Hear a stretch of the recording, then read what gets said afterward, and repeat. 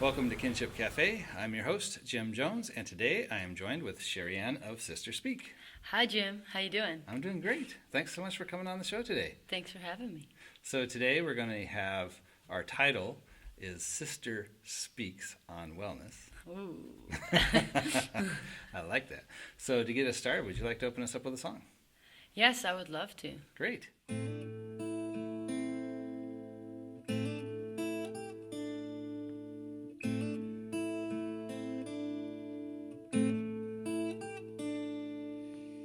Maybe when the rain falls, maybe when the sun comes out, there will be peace in our hearts. What are we fighting for? Maybe when the rain falls, maybe when the sun comes out, and there will be peace in our hearts. What are we fighting for? Waking up, walking out to the sound of the sirens on the ground. There's pavement all around. Far away in the distance, through the clouds, Mother Earth is calling out. There's a war upon her now. And maybe when the rain falls, maybe when the sun comes out, there will be peace in our hearts. What are we fighting for? Who are you? Who am I to decide what happens to her? We have taken what's not ours, taken land, taken dreams, made blue rivers turn to gray. And there's a war upon her ground. And maybe when the rain falls, maybe when the sun comes out, there will be peace in our hearts. What are we fighting for? And maybe when the rain falls, maybe when the sun comes out, there will be peace in our hearts. What are we fighting for? Maybe when the rain falls down, it will wash away the pain. When the sun shines out, it will brighten up the day. Find the water turning blue.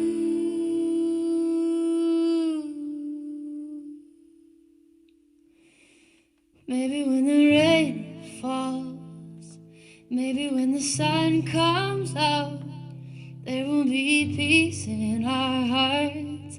What are we fighting for? Maybe when the rain falls, maybe when the sun comes out, there will be love for all. What are we waiting for? Wow, that was a beautiful song. Thank you. So what is this one called? Love for all. Love for All. Liebe für alle. And I'm not saying it right, I think, but it was written in Berlin, Germany. Oh. And I was traveling, playing there last spring, Mm-hmm. and just walking through the streets, and then had an idea. Unfortunately, I had the afternoon off, so I just went into the Airbnb and just started playing on the porch in March last year. And yeah, the words just kind of, the whole song came out of nowhere. So what are you saying in the song? What are you trying to communicate? Well, really that it's really important to take care of the earth and to love each other, and that there's love for all, to remember that.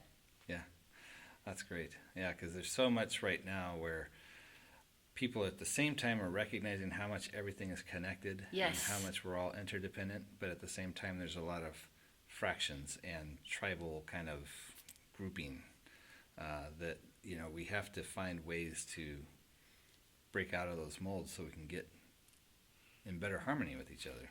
That's true. Yeah. That's true. Yeah. So our topic is about well-being. Yes. Sister Speaks on well-being. So, Yeah. See what I can say about well-being. Yeah. Do my best. Well, it's kind of funny, a little side note, for some reason in our family, our kids, we had a son and a daughter, but we called them brother and sister. And so when we say sister speaks, it always makes me think of my daughter. Oh, that's cool. I always call her sister. Oh, hey, sister. That's awesome. Yeah. So why don't you tell me a little bit about what well-being means for you and kind of how you engage that topic? That's a big question. Well-being for me in this moment means balance. Mm-hmm. And do you mean when I'm on tour or recovering from tour? Well, I imagine when you're touring, that's a big issue, right? Because you have to take care of yourself. Yes, absolutely. Yeah. So, we could talk about both sides of that question. Yes, I think actually they are connected as well. So my goal on the road is to create a balanced life on the road. And instead of being like, I'm on tour, I'll do that when I get home. And I like to be like, no, I'll do this now. Mm-hmm. So it can't do everything when you're touring. There are a lot of different circumstances. But there are some basics, getting enough sleep. So if I go to bed at like 10, which is very rare, and get out, and I like to get 8 or 9 hours. And if I go to bed at 2 in the morning, that means I need to leave time in my schedule to sleep till 11. Can you do that? Yes, generally. And there are times when I can't, but on those days, I very much risk losing my voice. Oh. And then I also risk like an emotional situation that like really, a lot of like emotional pain. Like when I don't sleep, it really affects me. Throws things off. Yeah, and I think emotions are a powerful thing, and vulnerability there's strength in it, and sometimes though when I don't get enough sleep, it's just like the whole world I have a totally different perspective. Yeah. So the basics, having good sleep, having good food, and having good water when you're traveling. Those are really important things. So a lot of people wrestle with sleep under normal circumstances. Yes. So if you're shifting it around to not a regular, like I always go to bed at this time, always wake up at this time, do you do things to help ensure that you can sleep through that whole period? Do you like block things out, or what do you do? Yes, I have a bedtime routine.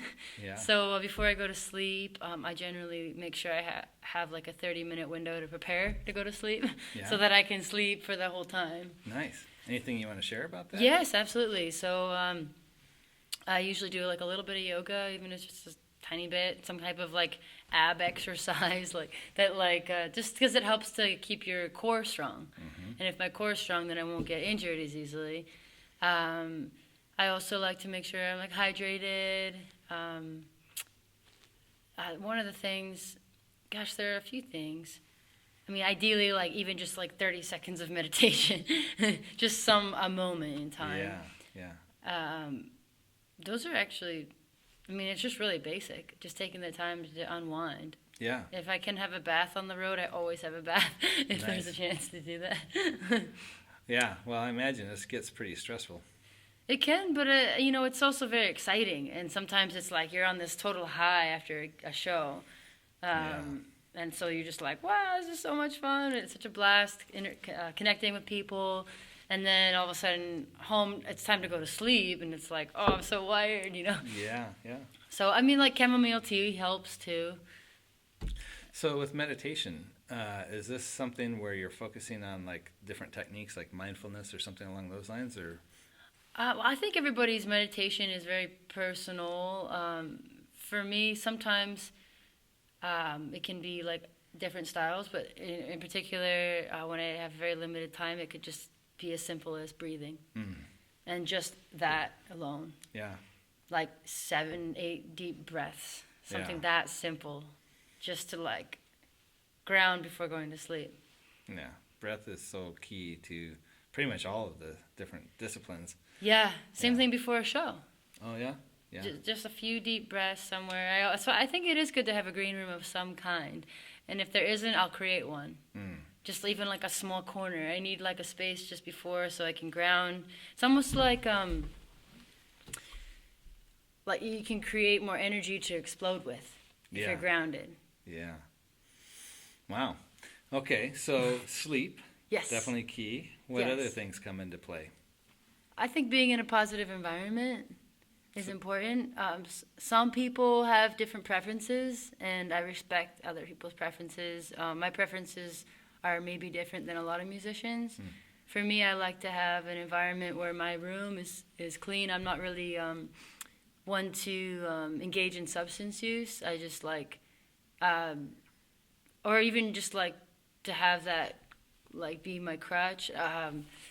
Some people can really just like, it can be medicine, or maybe people can handle stuff, but for me, I'm so sensitive I can't even drink coffee. It's like ridiculous. Wow. And so it totally throws me off. Like, even if I have a coffee in the morning, like it's just like, I'm so sensitive, I don't know what it is. So when I'm traveling, I like to just have an environment at the end of the night that I can go home to. I can create my own little like Zen space that's like clarity of mind to help regroup for the next day. Yeah, yeah. And I mean, if we're traveling and I'm with a bunch of different people, then I love people like in general. I just love interacting, and I love people's different perspectives. Everybody has different choices, and sometimes I just like to be in my own space at the end of the night, you know, just to kind of like ground. And there could be a party happening right next to me. As long as I can like sleep, I'm good. That's good. Like, I put a fan on, or just be like, okay, let's you know. A little white noise. Yeah, you know. Yeah, so. yeah. Well, good. Yeah. So when you're traveling then, is this where you find the biggest challenges for the well-being, or is this something that you incorporate in just your regular daily routine as well? That's a daily routine as well, as much as it can be. I think one of the biggest things, actually, for me personally is when I'm traveling and I'm wasting and I'm using a massive carbon footprint, it makes me really sad.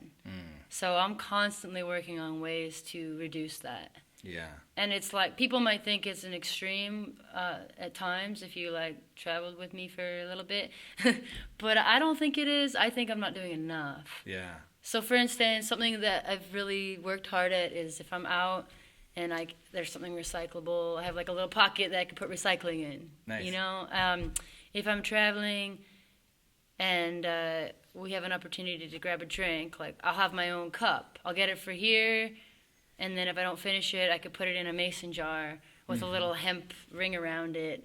Little things like that. I got back from Europe and I was in complete culture shock of the amount of waste in North America in general. Yeah, like even if I order something for here, I'll still get it often in a cup that's paper or plastic. And so it makes me really sad. Yeah. And those are the things that keep me up at night, you know, the state of the world and things that like we can do, but there's so much pressure to consume and waste, and we don't even realize we're doing it. And I've been there, and I am there, and I'm doing everything I can to like reduce that. Well, that's great. I find like they've come out with a number of things that make it a little easier. Oh, tell me. Curious. So like travel utensils. I have those, and, yes. And straw, like metal straws. Absolutely, right? yes. And then I noticed you actually had with you tonight a mason jar. I did, and I had a travel fork. Yeah, and those work great for, you know, how you can do your drinks and, of course, water bottles. Yep. So any of those kinds of things, the more you get into the habit of just having them with you, then that really helps cut down on, you know, when you would normally end up with like a plastic utensils or whatever. Yes, absolutely.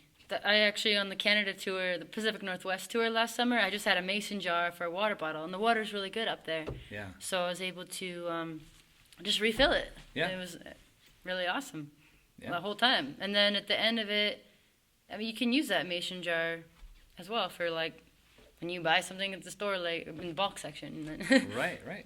Well, and it works for so many different things, right? Like soup or... Yeah, everything. Yeah, you can even put other, like, normal things you would eat on a plate in there. It's almost an invention, but it's not. It's one of the most amazing things, a mason jar. That's the thing. It's all so simple. It's just a matter of remembering to do it and even having the idea to do it. Right. I've been trying to figure out some kind of pack that is easy to have with me that has those things just there, so I don't have to think about grabbing them. Yes. And you know, as a guy, I don't have like a purse, so I have to think of something else, you know. And so I've been trying different things to try and work that out, but otherwise, I just have to really think about bringing stuff with me. Yeah, like a little mini backpack. I have a little backpack that's I actually have it with me right now, and it can be like a handbag, Yeah. or it can be a backpack. Yeah. It's both. Yeah. So And there's just everything little there. things, right? But they do make a difference. Yeah, I think it makes a difference.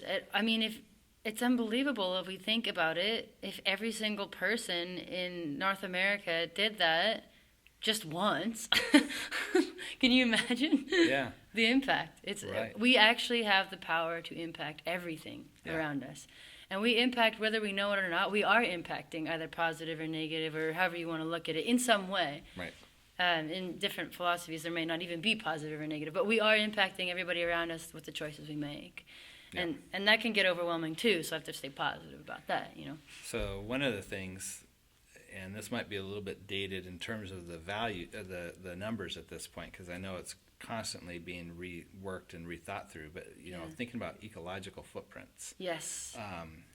One of the stats that just was shocking to me when I was discovering this is they would do this interesting thing where they'd look at the Earth and they would look at the bioproducible land. Yeah. How much is there, right? And so they come up with this number. I forget how many acres it is.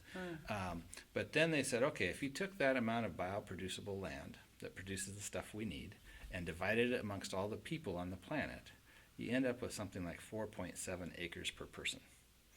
And you think, well, that's interesting. However, that's not including any other living species that we share the planet with, right? That's just people. Wow. And so then they've gone through these different universities and did calculations on different types of structures that people live in, what kind of transportation you do, what kind of clothes you wear, how much stuff you have at your house. I mean, some people even get into weighing all their stuff, Wow. in terms of just volume. Yeah. And what they found is that they can calculate how much bioproducible land is required to sustain certain lifestyles. And do you know what the number was for the typical American lifestyle in terms of the amount of acres of bioproducible land? I do not know. 28. Wow. So if you think about the whole world, everybody, there's only 4.7 to go around. Yeah. That means some people are using a whole lot more than other people. Yes. Not to mention all the other species we share the planet with. Yes. So the idea Wow. of thinking about how we are wiser stewards with what we have and how we reuse and take those small steps, I think is hugely important. So Yeah. I applaud you being concerned about those things. I'm working on it. I Yeah. love ideas. I'm looking for ideas. That's really powerful. Sharing that. I've heard numbers like that before, and that's what inspires me to be more of a minimalist Yeah. than I used to be. Right. And I think there's some great shifts that we're seeing. Yes, I was just thinking that. Like I think about my kids, Oh, cool. right?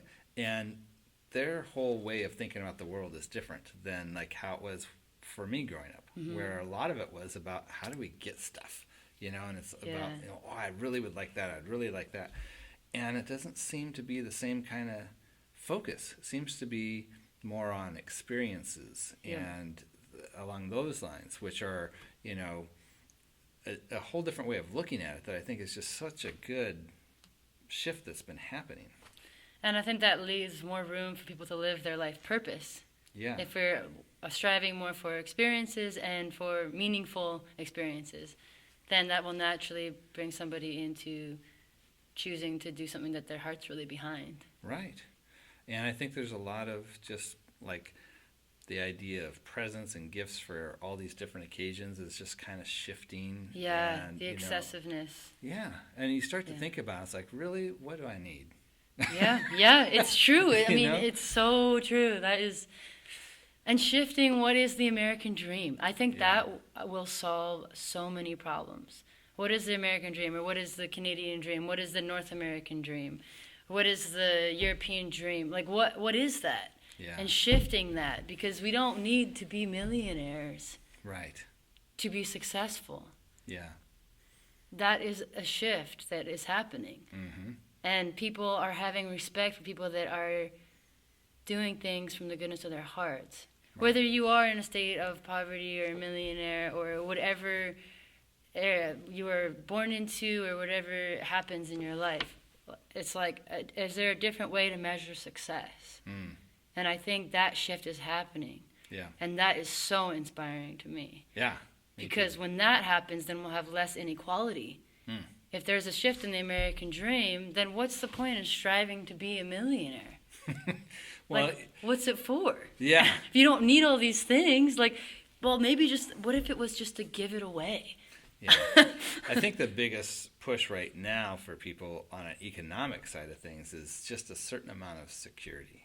Yes, right? and Like, how far does that go? Yeah. That's the question. And there's always that thing where there's never really security, but there's kind of like, I think, the sweet spot where you're not stressed about where am I going to make the rent? Am I going to make the mortgage next month? Or do I have enough to buy food, right? I mean, that's not good space, because then you're under stress, and that has all sorts of impacts on your health.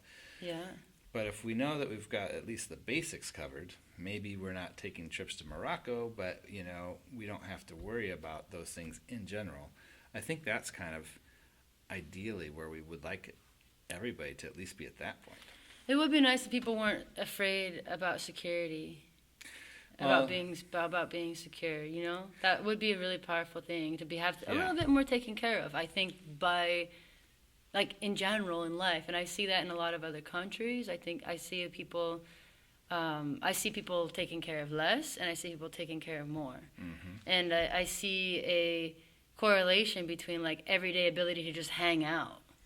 When there's a little bit more in place, a little bit more of like a safety net, and a culture where people want to, like, contribute to people that they don't even know. Yeah, well, and I think this is something that's really struck me a lot lately.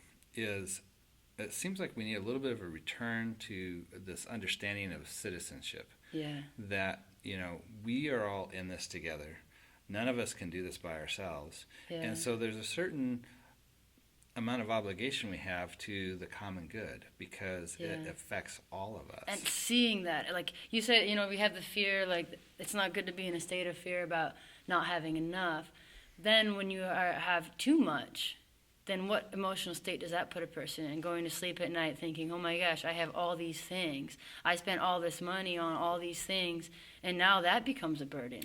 Right, because then So you're it's like worried about how do I protect the stuff I have accumulated. Yeah, and how do I also, what is my impact on the earth for having done that? Well, there's that side too, once you become more aware of the impact of those things. Yeah. And I think there's also a certain, when there is such a radical inequality, I just can't help but, I don't know because I'm not at the top, but I would imagine at the top there's a certain amount of shutting down that you have to do where you're not letting the impact of the people who are doing without affect you. Like, you have to kind of deaden yourself a little bit to that empathy, that compassion. And I think that is also a problem. Well, to a lot of the world, like, in other people's perspectives, like, we are at an extreme top, if that makes sense. The everyday existence of North Americans is, like, a completely, like, unheard of level to some people in different countries, you know? Sure, yeah. So then we also, on our day-to-day, can relate to what you're saying, because we often can shut out things that are happening in, like, Haiti, where some people are living off $1 a day, if that. Right. You know? It's and that's where our exposure is difficult, right? Because things do become somewhat relative to the environment that you're aware of. Yeah. And it's hard to have a global perspective. Even though we need to have some of that, we're far more moved by the person we actually see, right? That's why things like those agencies that try to help around the world don't talk about all the millions of people. They show you a particular child who's starving. Yeah. You know, because that helps you connect better. Having an actual in-person connection is extremely important. And, like, I hear what you're saying, absolutely. Yeah. So, but it is a challenge for, like you said, everybody in the United States, for the most part, is living very, very well compared to many other places in this world. Depending on where you are in the United States. Yeah. I mean, there are a lot of people in the United States that live very, like, comfortable lives, and there are a lot of people that, there's a whole underworld. I mean, I saw quite the underworld. I took the Greyhound across the country. Yeah. and I felt like I was in South America, and I love South America, and I actually felt safer in Peru, I'm not going to lie. Really? Yeah. Wow. It's a whole underworld that, like, when we were in South Africa, I went there for school for 3 months, and it was incredible because I was going through a lot. I had some questionable situations happen. Questionable. I had a lot of hard times in college with my experience in field hockey. My teammates were incredible. I had an amazing time with them. There were just a lot of things that came up that were challenging, and psychologically. And then when I went to South Africa, we had 3 months of this intensive public health program, and everything just shifted in my mind, and like a lot of walls came down, different perceptions. And you'd be somewhere in South Africa where you're like at this, okay, so like in Stellenbosch, you'd be somewhere that's very comfortable, and then you go 7 minutes away, and it's like people are, they have townships, and they're like making stuff out of scraps, basically. But within the townships, actually, there's a lot of organization as well. Things that I might not understand, but they had a whole system down that was really effective. And then you get back to Chicago, which is where I went to school, and instead of it being 7 minutes away, there's a whole area of Chicago or Los Angeles that is like a similar situation happening, and instead of it being 7 minutes away, it's 30 minutes away. And we don't see it. Yeah. We find ways to hide it. Yeah, one thing I love about transit is that you're all in it together. When I was living in Chicago, you're all on that train together. Yeah. And I love that. So it was hard for me in California because it's I think a lot easier to turn a blind eye. Yeah.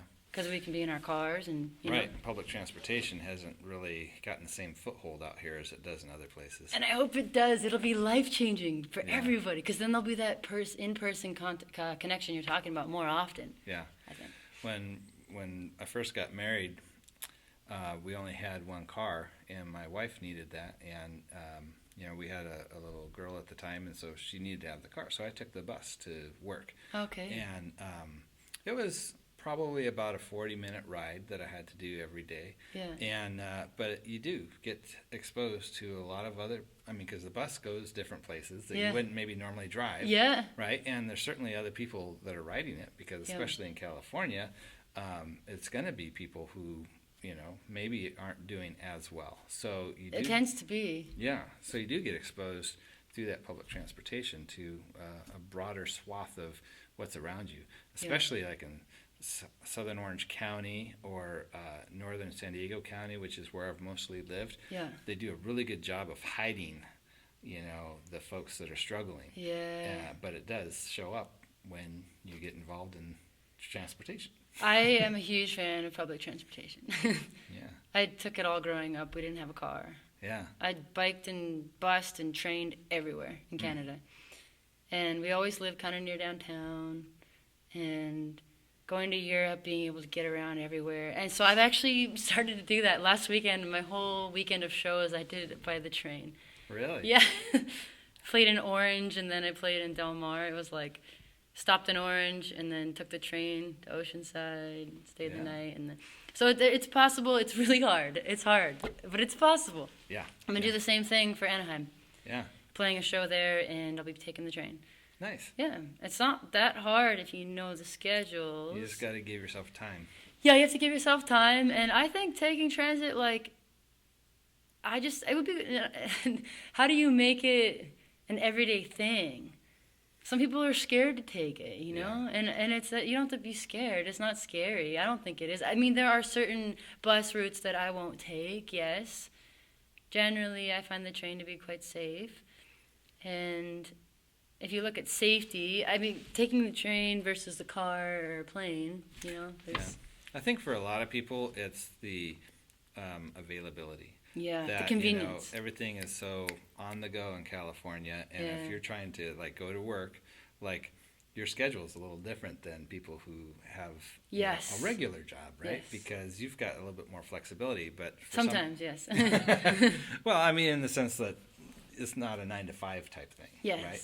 And so somebody in that position, it may end up taking them 3-4 times as long to get to and from work than if they drove. And that's where they're just not embracing it because it doesn't make sense. And sometimes it's faster, occasionally, to take the train, if you plan properly at the right time. Generally, that is the case, and that's why cars are winning. Right. It's generally the case. But the funny thing is, if everybody did it, then there would be more need, and they would More expand ridership. the routes. They would expand the number of stops and the times they stop. And, Yes. Yeah. So it's kind of like catch-22. Yes, I think that it would be amazing if the entire country had a better transportation network. That would be like, oh my gosh. Well, maybe they're going to come out with these automated cars. And, part of what they're looking at even before the automated vehicles and that kind of thing come on the market is this idea of like not actually owning a car, but kind of sharing a car, right? And so if we had like automatic cars that you didn't actually own, and when it dropped you off at work, it actually went to somebody else, and it wasn't just sitting in the parking garage, but running around, and it was electric or something where it's not contributing to fossil fuel issues. They have a lot of those in Berlin. They have Car2Go. So maybe that'll be what happens in Southern California. Yeah, there was Car2Go. It did really well, I thought, and then it disappeared. Maybe there's another one, Zipcar. Was that here? I've heard of one of those, yeah. Yeah, they have them in Berkeley. They have them all over. They have them in Berlin. They're really popular. Or it's just by the hour. I love that. I do everything. I do the electric car rentals, the ones where they have an ad all over them, and then it's free for an hour. Yeah. The golf cart electric ride in Santa Monica. They have Fred downtown. There are actually a lot of things going on. It's cool. It's just like, it would be awesome if there was just better train system in Southern California. And there's a whole story, we don't need to get into it, but if you watch What Happened to the Electric Car, that's a really amazing documentary on that. And how there's a lot you can read about how the transit system went down in Southern California in the early days of transit, where it was effective. It's really fascinating. You can look into that. Yeah. Which means that it's possible that it could exist. There was like 10-cent permanent or 5-cent permanent fare. So then the train company couldn't really increase their fares, is what I read. Gotcha. And so they ended up essentially getting put in a place of bankruptcy, and then they were bought out as they were going under by car companies or tire companies, and then it went even more bankrupt. Not to expand it. So there's a whole other story there. So there is a history of effective transit. It just needs to come back, but with the push of let's make this a car culture. That happened. Yeah. And where are we now? Yeah. First time in 20 years we have the worst air quality. Really? Yeah. Wow. Well, maybe the tide is shifting, and we'll be able to get back to bringing those things on board. I know San Diego is making big pushes for clean energy and some other programs. So California in general. So I think it's a powerful thing to be aware and actually call. If it's one of those things, you can call people in government if you want. Yeah. You can actually make that call to. In Canada, we can call our ministers. Say, hey, this is really bothering me. This is really unfair, this situation. I'm very concerned. And if we have enough people actually doing that, it makes a difference. Yeah, absolutely. Little things. I think there's a lot of hope. I think that people need to be aware of the amount of fracking that's happening now in California. I just been staying in Ventura a little bit. 8 counties opened up for fracking suddenly. Oh, wow. Which means, what does that mean for the air quality and the water? I was staying out there temporarily because I could breathe so well. California is very progressive. It's an incredible place to live. It's just, I encourage everybody to have an air filter and good water, a way to filter their water. Because there was a trend where the last 30 years we were going in a good direction. And the last 2, it's been, LA had the worst air quality in 20 years in the research article I saw. Wow. So it's a little bit tough, I'm trying to figure out how to stay healthy. And speaking of well-being, when I come home from tour, I need to be in an environment where I can breathe, an environment where I can get up and take the train somewhere, or get up and walk to something. And being in a car for me does not contribute to a high state of well-being. Yeah. In general, especially in traffic. So I'm working hard to work around that and time my drives and for my career, work on shows that are closer to transit stops. There you go. And it's working, actually. Wow. Yeah. It's I like hard. It's working. If I set the intention, it's possible. I mean, there are a lot of venues along train stops.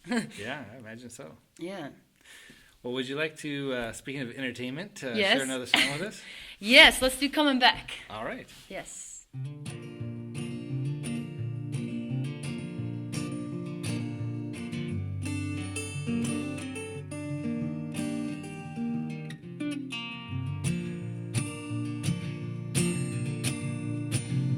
Take these ribbons off your eyes. We know truth, we know lies. We all know, we know lonely. On that long road to Austin, had a dream and thought I lost it. I came home, found you there. See that smile across my face, ear to ear until I break. But you don't know my lonely heart.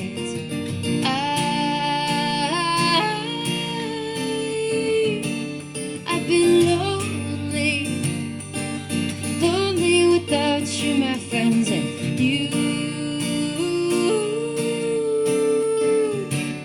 you'll find me coming back to you, my friends, and 100 miles north of here, the cattle graze across the fields. But do we know where the brothers stir? Fenced in dirt, bred to feed all the masses, all the greed. Who will tell the children? 60,000 chemicals fill our cups and fill our lungs. Who will cure our lonely hearts?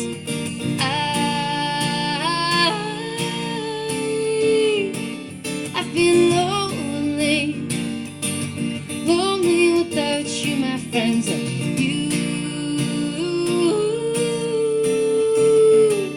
you'll find me coming back to you, my friend.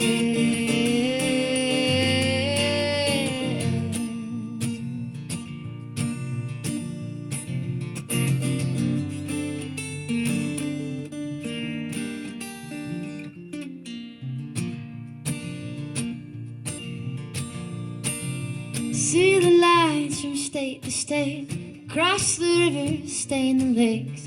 In the north, they're coming strong, shipping oil overseas.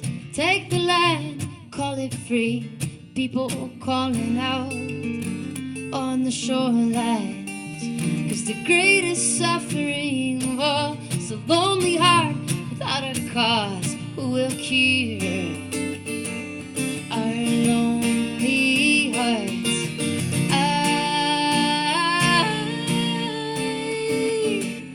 I've been lonely, lonely without you, my friends, and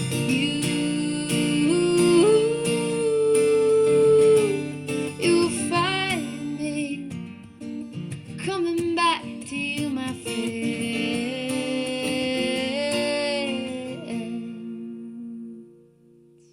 So, how's another just high energy song there?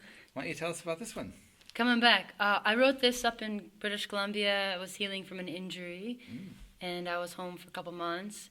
The only thing I could do was play my guitar. I broke some bones. And, this song, I was really in my head about a lot of societal issues, a lot of things about my own life at the time. I was pretty heartbroken. And that song was really a reminder for me to get out of my head and come back for the people around me and to, hopefully make a difference in a positive way doing that. So each verse touches on a different topic in that song. Nice. Yeah. So, has the idea of your connections with people, how does that play into our conversation about well-being? How do you manage your relationships or think about the priority of your relationships? Okay, I think relationships are extremely important. I feel that you look at the blue zones in the world, like the places where people live the longest, there's generally a high sense of community. Yeah. and there's also healthy food. There are a lot of healthy food options, and good water, Yeah. good air.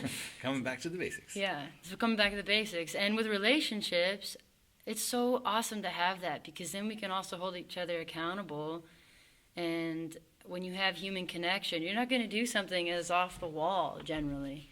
And you have like an actual interaction with another human, Right. you know?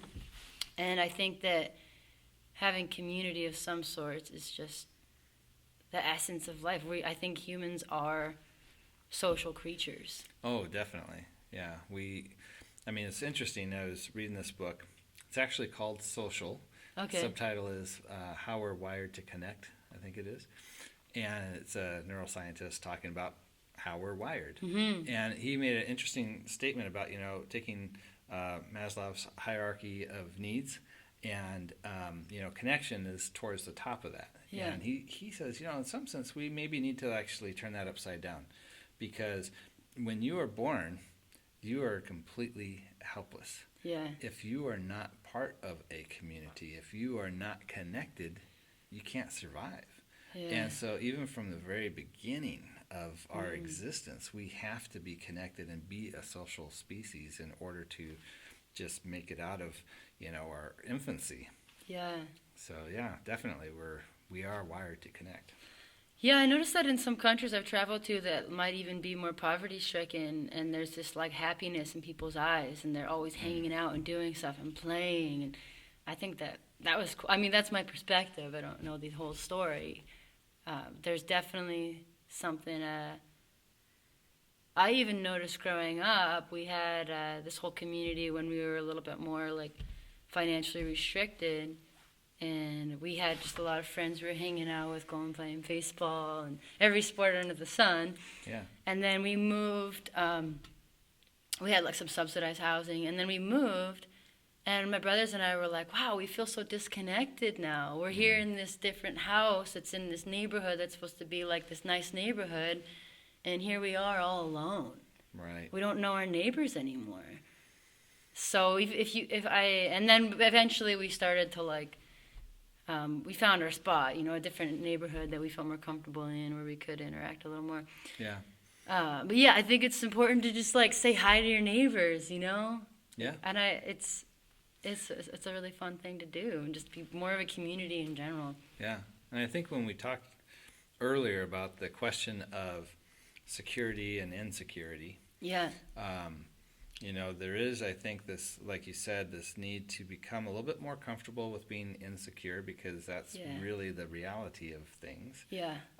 But when you have those connections, that's also, I think, probably the strongest form of where we can gain some sense of security, right? Yeah, more than just money. Yeah, because if you're well connected and somebody's got your back if you fall, or somebody's going to be able to help you out if you need help with something, and you're willing to help them out if they need something. That's a whole different level of, we're in this together kind of a thing.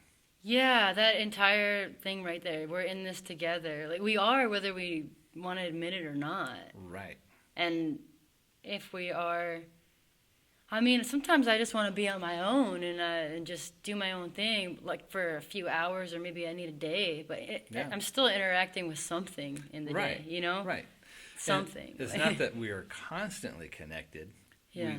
We do have needs for isolation and times of community. So But it's never total isolation. You know what I mean? Yeah. Like we still have the sun, or we have the trees, or there's a spider crawling on the plant. Like, Sure. Like people want to be alone, but we're never really alone anyways. Yeah. There's always like something. Right. Even if it's a tree, if it's not even a human, it could be a creature, it could be an animal, it could be a bug. Yeah. No, it's true. So whether we know it or not, want to admit it or not, like we're always connected to something. And the more we kind of develop our understanding of that relationship to other things. Yeah.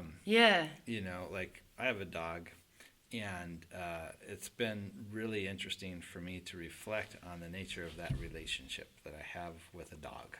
I mean, because Talking about relationships, you asked me about relationships. Yeah, sorry. No, that's okay. But I'm just thinking, in terms of a whole other species, right? and there's an actual relationship, and it's just Yeah. it is Yeah. so bizarre kind Yeah. of to think about that, but yeah, the more we understand about plants and trees and Yeah. everything is very much connected, and in a certain sense I think there's a kind of relationship that can happen with some of these other things too. Yeah. So yeah, but I wonder, like, That can lead to well-being, all those connections. oh yeah. So sorry, you were saying you wonder. Well, and just before we leave that, there is an aspect of human nature that seeks transcendence, Yes. being connected with something greater than ourselves, right? And so I think that's part of where the more we understand that greater connection with everything, that is one of the things that feeds that need for the sense of transcendence, this idea of awe, Yeah. that feeds that, what you might call the soul of the human, that Yeah. higher level need. But then with the relationship thing I was thinking about in terms of security, how interesting it would be if instead of looking to having more and more amounts of money as the way to try and have a sense of security, we look to better and better relationships as a way to have security. Yeah. How that would shift things in our way of thinking. Yeah. More meaningful relationships. And I think that a lot of cultures prioritize that. I noticed that when I was in my small perspective, because it was only my perspective, but I noticed that a lot in Germany, that was a priority for a lot of people. I noticed that in Peru and Costa Rica, and I noticed that in here as well, like on its own way. I think that yeah, there's a general. I mean, even when I go home to BC, I noticed that it's very much a priority. There's a, how do I say this? I think it's just in different pockets, though, too. This whole ability to connect. I think things being so spread out is tough. It's nice to have a spot in the middle of the country. It would just be nice if it could be a little bit less isolating. Yeah. Well, and I think that might be some of the trends that are happening, right? Yeah. With moving to more of the experience base for the stuff that you're striving after as opposed to things that, with those experiences is going to be more social interaction. Yeah, that last song, actually, the main lyric is, "The greatest suffering of all is a lonely heart without a cause." So being disconnected from humanity, being lonely, trying to constantly fill that loneliness with maybe some type of financial security instead of human connection, I think is a lot of times the result of a lot of disasters that happen on Earth in terms of the environment, in terms of lack of healthcare, education. Yeah. I think a lot of the destruction results from a need to fulfill a loneliness, and it's fulfilled in a way that is not healthy. Well, I'm thinking, too, right now we're going through more of a concern about the coronavirus. Yeah. Right? And a lot of the recommendations is about things that kind of, in a sense, kind of separate people a little bit more. That's true. And it's going to be interesting to see how those kinds of concerns get balanced with the social needs that people have, and how do we navigate these times. Yeah. I think it's important to be educated about the virus itself and how it's transmitted and the actual risk, and not to freak out about it. Right, because you look at the death toll, and where it's always, a tragedy that somebody dies. Yes. We could look at the number of people who die in traffic accidents. Yes, and the flu every year. And the flu. Yes. And we don't have the same kind of freak out about driving or just the regular flu. And so I do think you're right. We need to be aware and informed, and not be and taking proper precautions.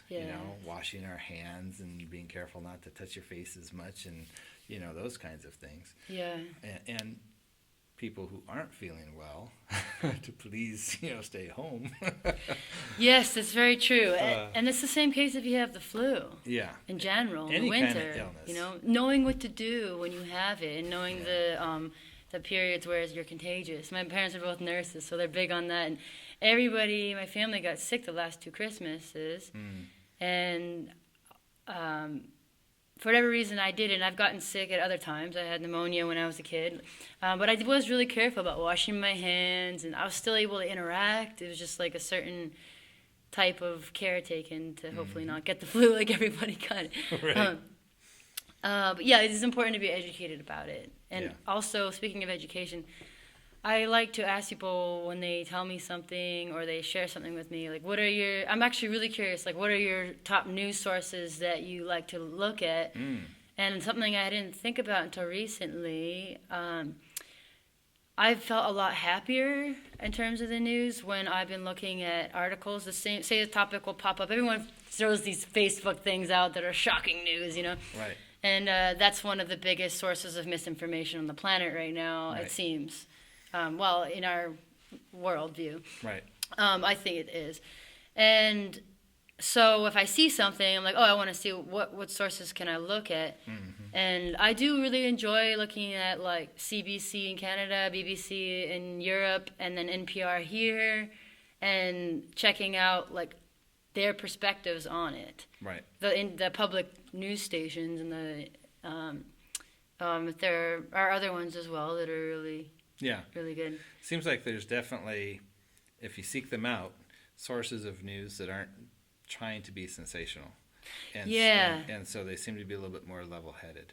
Yeah. And so I hear you on that big time. I know when we... New York Times I really like too. Oh, okay. Yeah, I don't know if that's sensational or not. Honestly, I couldn't tell you. I don't know. The science section's pretty cool. But it was probably... LA Times can be good too. Sorry. Go ahead. No worries. You probably what? It's been maybe 15 years since we kind of turned off regular TV. Yeah. So we couldn't just like flip the channels to the news or whatever. And I'll tell you, that just, not only did it make a huge difference with our kids when they were younger, I mean, it was like spooky. It was almost like somebody flipped a switch from them to stop asking for stuff. It was like spooky, and we thought we were like paying attention to what they were watching, and keeping it like PBS or whatever. Yeah. So Cool, yeah. that was kind of like a big eye opener right there. But I also noticed, like for myself, a lot of the dread about the state of affairs, Yeah. shifted. Yeah. Because I wasn't being bombarded with, the sky is Constantly. falling. Yeah. So then there's a site I like, it's called positivenews.org, that I'll read at the end. If I go into a news session, I have to find something. And it's a UK-based site, and I really like it. It's cool. Yeah. I mean, there's a lot of more healthy, I guess you could say, ways to get the news that isn't trying to drum up all this drama. Yeah. And, man, that made a big difference just psychologically, how you felt about things. Yeah, it's like a balance of being educated and informed, and also like spiritually taking time to believe in and believing in the greater good of the world. That's something that people around me have been telling me when I get down about the state of affairs sometimes. Yeah. And like I remind myself, and then when I'm in that space, I can remind other people too. The greater good of the world, like it exists. What is this? Tell me more about that. Well, like if I'm really down and I think that things are just going downhill because of this and all this sensationalized news that everything's falling apart, then like taking a moment to think about how many people in the world are good people and how all the shifts that are happening, and that the greater good will prevail, and believing that wholeheartedly. Yeah. For me, I had a big eye-opener because I had a lot of misconceptions about things because you just end up with them over the years, right? And one of them was, that times have become more violent. That the issues with capitalism were causing, these major issues, and just lots of concerns along those lines. And then I started reading a couple of books from Steven Pinker, who wrote the Better Angels of Our Nature was the first one, and the second one was called Enlightenment Now. And part of what he did is go back historically and really look at what has happened, like from the actual data, like how many people are dying per capita now versus 100 years ago, 200 years ago, 50 years ago, or the 90s. And what's the state of education and female violence, and I mean just everything, poverty. in every single category, it was just unbelievable how much it had improved. But because we have our narrow perspective of, this is my life and what I've experienced, and there's going to be ups and downs within this bigger arc, right? That there's times when things look like they're horrible or like really bad things are happening. But then when you see this bigger picture and you see this incredible movement, you're just like, wow. Yeah, that goes back to like what happened in the was it, like decades ago, and they brought in the Clean Air Act and things to help curb things, and then all this progress that's been made, and that's when it gets hard because you're like, all this progress has been made, and then can we please keep making progress? Right. And it's important. Yeah. And getting people to understand that there are actual legitimate news sources and there's actually legitimate science behind this. Like, we need to do something. Right. And creating the belief again, because that belief is being ripped apart in front of our eyes. Well, and I think by saying what I just said isn't to say that there isn't actual serious real problems right now. But there's a trend of it being better. Yes. Yeah. And if reporting's changed as well a little bit, like with crime. Probably. We have to check it how they're actually reporting it now. In some cases, generally though, I agree with you. So because there are real problems, right? Yeah. I see there's kind of two ways we can approach it. And what seems to be really common and easy to reach for is, oh my God, the sky is falling, and, trying to get people galvanized by fear, which I think is somewhat paralyzing. Can be. Because you feel like it's too big. How do you inspire? What am I supposed to do in the face of this? Mm-hmm. And the other is to say, look at what we've done. Look at where we've come from. We know how to attack these kind of things. Let's address it from a position of strength. And that, yes, let's tackle this because we've solved problems like this in the past. Let's solve this one. Yes. And to me, that's a much healthier way to engage people and to try and address the actual issues that are before us. Absolutely, rather than fear-based. Yeah. It's important because we are bombarded by fear-based movements. And creating the strength and love and encouragement-based movements is, I think, the next step. Yeah. Well, maybe we should do another song. Okay.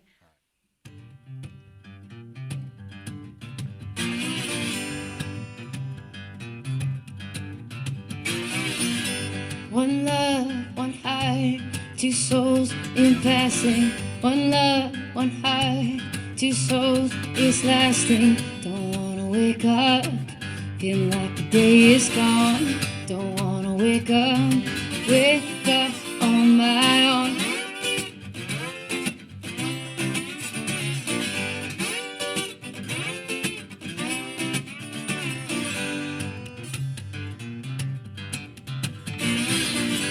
One love, one heart, two souls in passing. One love, one heart, two souls is lasting. Don't wanna wake up, feeling like the day is gone. No, don't wanna wake up on my own. Our love is like a river, yeah. Our love is like a river, baby. Our love is like a river, yeah. Our love is like a river, baby.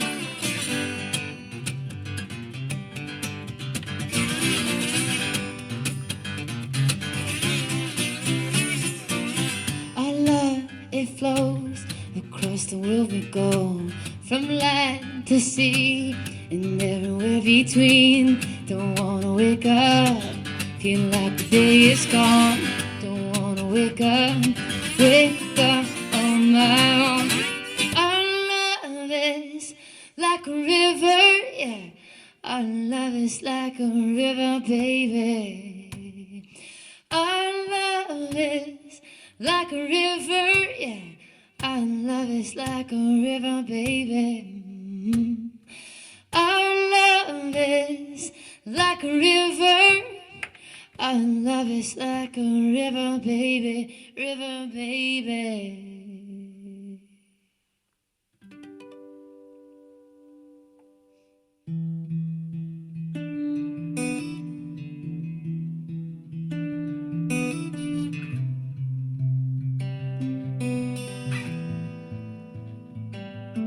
She was a cold heart, but nothing to be afraid of.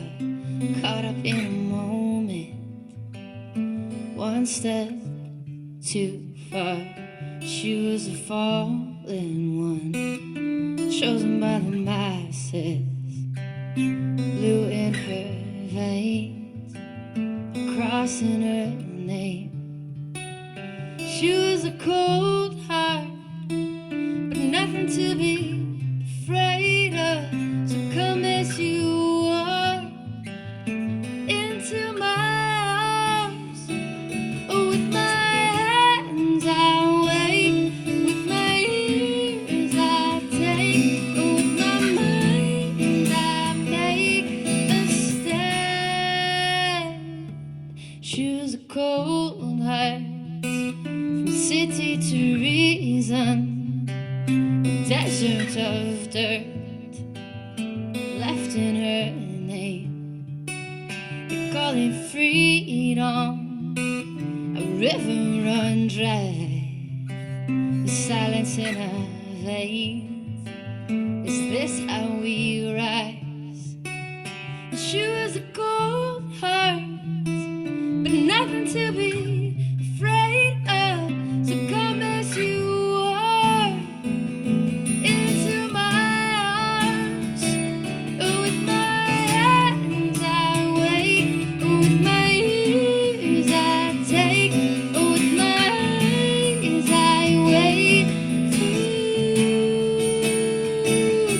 With my hands I wait, with my ears I take, with my mind I make a stand.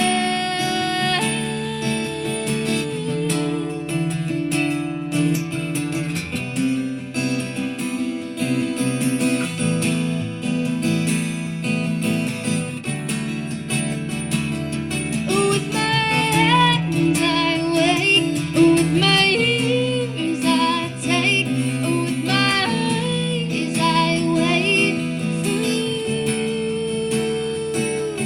With my hands I wait, with my ears I take, with my mind I make a stand.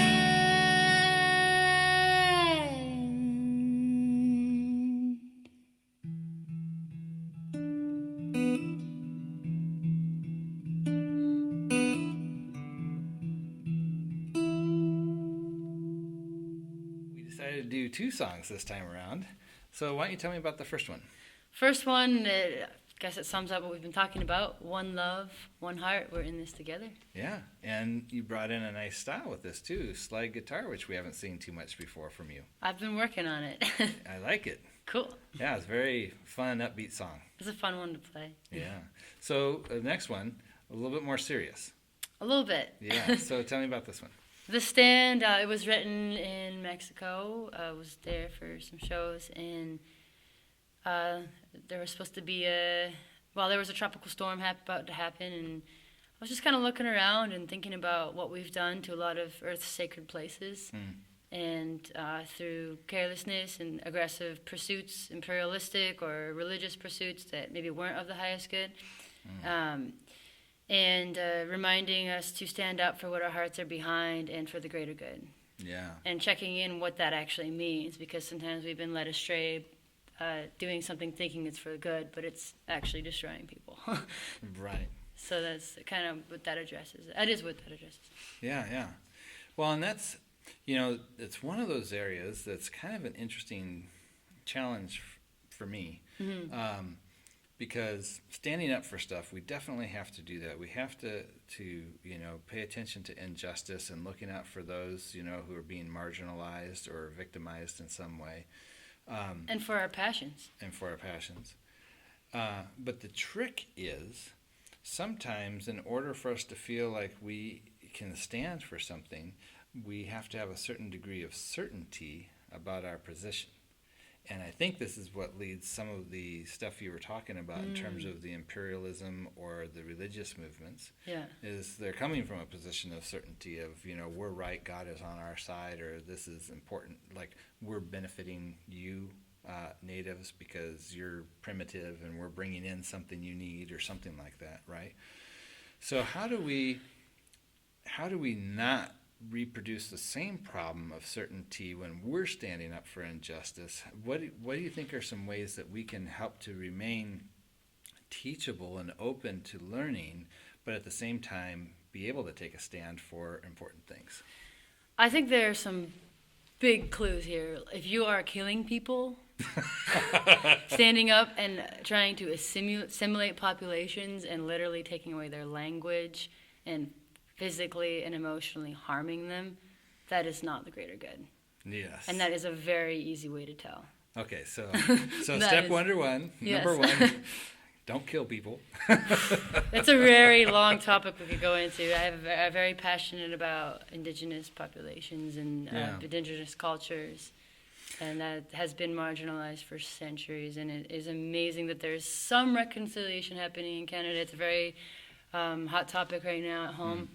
And there's also a lot of controversy in both countries, Canada and the U.S., we don't even get to hear about it a lot. I worked very hard to learn about it. I think we need to be educated. I tried every opportunity I could in college. If I had a choice of topic, I'd bring it into Indigenous studies. Nice. Every opportunity I had almost. Yeah. So I think that we will have a lot more insights to what is the greater good when we actually take time to meditate. I think that's one. I think it also helps slow time down. We literally will live longer because time will feel slower, and it will be slower. I think being part of a community is important, and seeing how our actions affect people.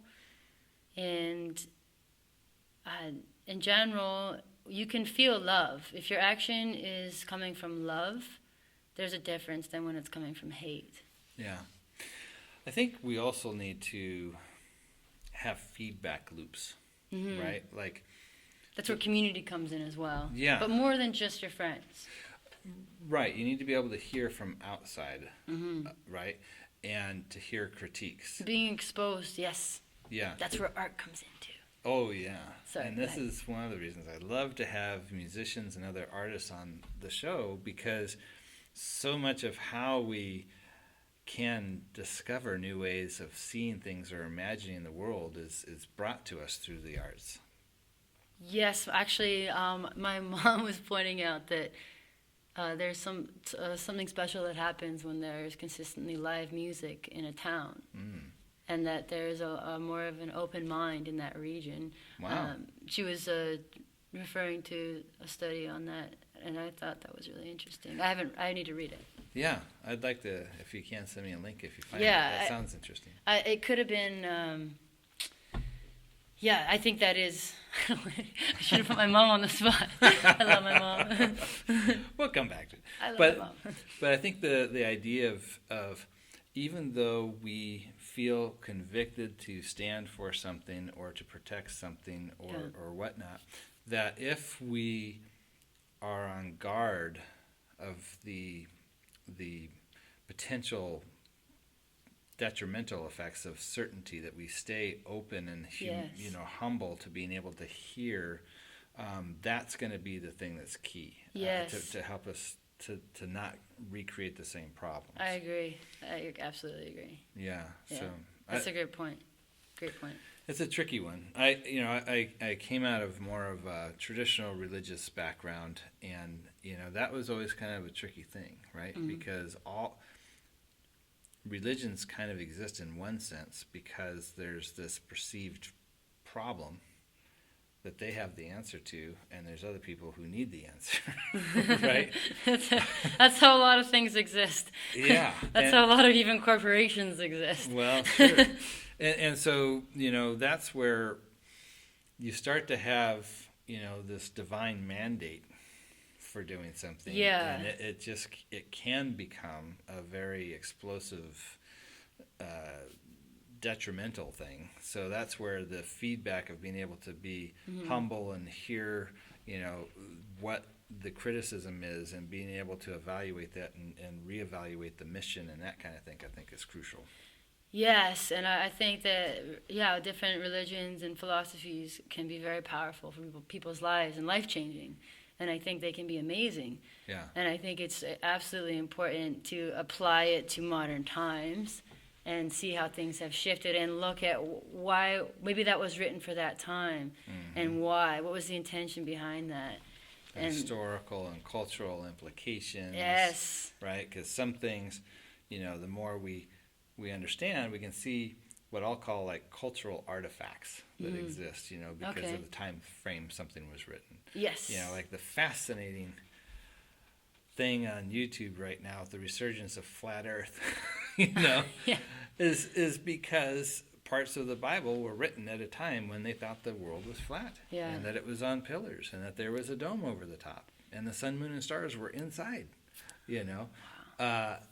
Clearly, well, I can't say clearly because there's people out there who would argue against it, but most of the enlightened scientific world recognizes that that was a product of that time that does not match with reality. Yeah.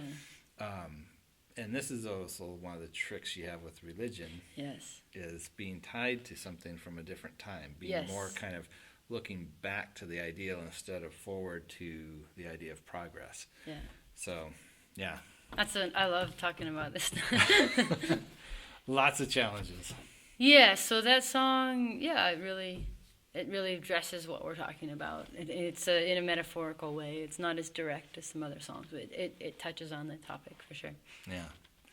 And it's with my hands I wake, with my ears I take. So with what we can do with our hands, like music or like making things in an ethical way.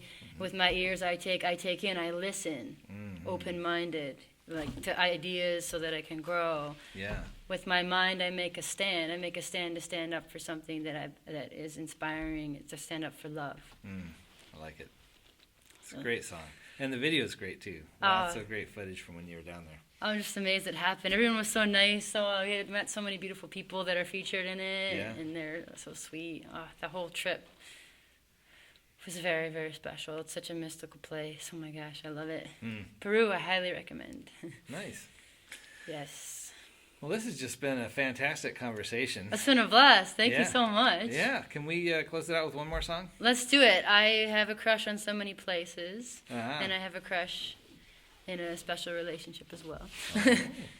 So we can close it out. This song is out. Yeah. It's on the new record, Live at the Belly Up. Oh, yeah. And we recorded it at our record release party, and now it is out, and the full record will be out soon as well. And I was very happy to be at that event. It was a lot of fun. You were there. That was so cool. You're in some of the videos. I am? I'll point it out. Yeah. Nice. Thank you so much. This has been wonderful. Yes. All right. Let's hear the song. Okay.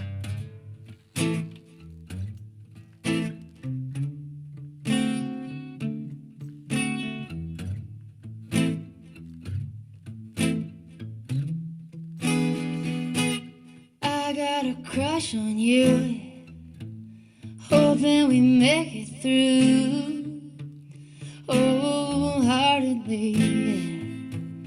Every part of me, 'cause I got them low down heartache blues and the kind where I don't know what to do. But you're so damn far away.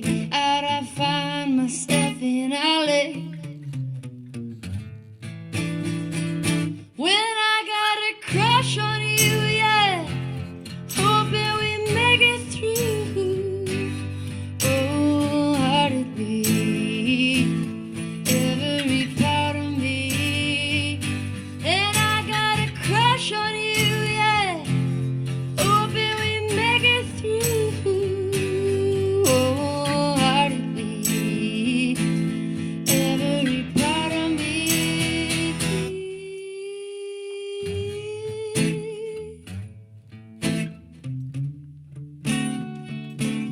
I got a crush on you, yeah. And I got that down low whiskey and rye. Don't keep me from missing you.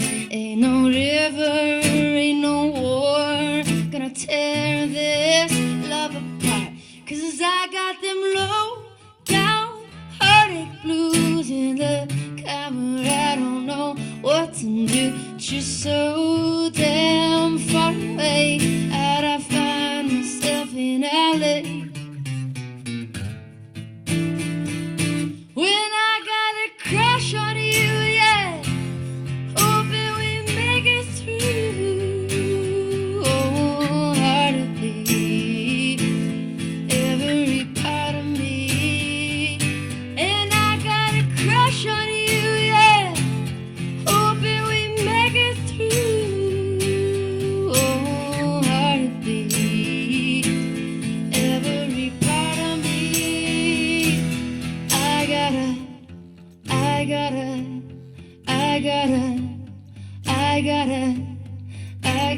crush.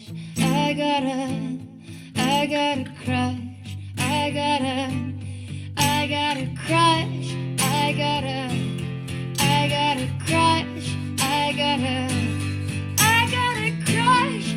gotta crush, yeah. And I got a crush on you, hoping we make it through. Oh, hard to beat every part of me. And I got a crush on you, yeah, hoping we make it through. Oh, hard to beat every part of me.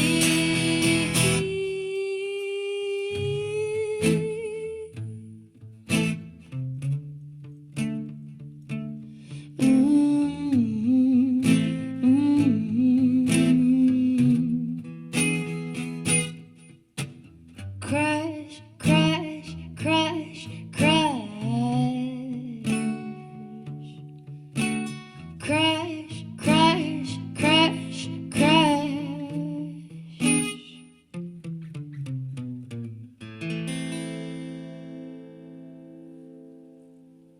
Love that song. I'm glad you do. Lots of fun. So, any last thoughts you have for us on the idea of well-being? Yes, all things come and go. Oh, yeah. So it's not always forever when you're sad. It's not forever. Yes. Things change, and when you're happy, enjoy it. Yes. Because and if your heart's behind something, I think if my heart's behind something, I'll have an extraordinary amount of energy to pursue it. I just want to share one thing with that. Talking again about kind of how we're wired. We are wired to notice and remember negative things really well. Because historically it saved us from getting eaten, right? But we have to work harder at taking in the good. Yes, absolutely. And taking the time to savor positive experiences. Yes, and remember them. Yes. And feel them and enjoy them. Yeah. And it will really help to transform and bring about that positive experience and make it last. Yes. Yeah. Absolutely. So, Here's to making it last. hey. Cheers. Thank you again so much for coming on the show today. This has been just wonderful. Thank you so much. We'll have to have you back soon. I would love to come back. All right. Be well, everyone.